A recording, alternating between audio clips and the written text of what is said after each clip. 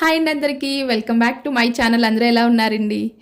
So Kailasagiri శివుడైతే నాకు కల్లోకి వచ్చాడండి మండే రోజు తెల్లవారుజామున. ఇంకా ఆ రోజు పొద్దున్నే లేచేసి మా హస్బెండ్ని గుడికి వెళ్దామని చెప్పేసి తీసుకువెళ్ళమన్నాను.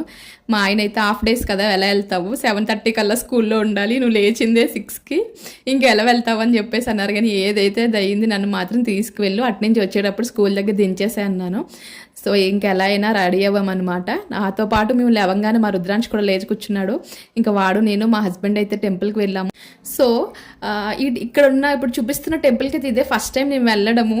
నాకు ఎలా అనిపిస్తుంది అంటే, మన ప్రతి దానికి విలేజ్ అనేది గుర్తొస్తుందండి. అక్కడ 1-2 శివాలయాలు ఉంటాయి, మనం దానికే రెగ్యులర్గా వెళ్తూ ఉంటాం అనమాట. ఇక్కడ అలా లేదు, ఈ మూలొక్క శివాలయం ఆ మూలొక్క శివాలయం అన్నట్టు ఉన్నాయి అన్నీని. సో మేము ఇది కొంచెం మాకు స్కూల్కి దగ్గరలో ఉంటుందన్నమాట. ఇంకా మార్నింగ్ వెళ్ళి అట్నుంచి దండం పెట్టేసుకొని ఇంకా అట్నుంచి రిటర్న్ వచ్చేటప్పుడు నన్ను అయితే మా హస్బెండ్ స్కూల్ దగ్గర దించేశారు. ఇంకా ఎలానో అప్పటికి 10 minutes ఉంది. నేను అనుకున్నాను సైన్ చేసి వెళ్దాం కదా అని చెప్పేసి అనుకున్నాను. కానీ మనకి ఎలా ఉంటుందంటే, ఎప్పుడు చెయ్యని వాళ్ళు ఏదైనా మిస్టేక్ చేసామనుకో అదే హైలైట్ అయిపోద్ది అనమాట. ఇంకెందుకు వచ్చిందిలే దేవుడు అని చెప్పేసి ఉండిపోయాను నేను. ఇంకా మా హస్బెండ్ అయితే ఇంకా రుద్రాంశ్ ఇంటికి తీసుకొని వెళ్ళి వాడికి బ్రేక్ఫాస్ట్ అది పెట్టేసి నాకు కూడా బ్రేక్ఫాస్ట్ తీసుకొని వచ్చారనమాట, వాడిని తీసుకొచ్చేటప్పుడు స్కూల్కి. సో ఇంక మొత్తానికి అలా అయితే ప్రశాంతంగా దర్శనం అయితే కంప్లీట్ చేసుకున్నాము. చాలా హ్యాపీ అనిపించింది.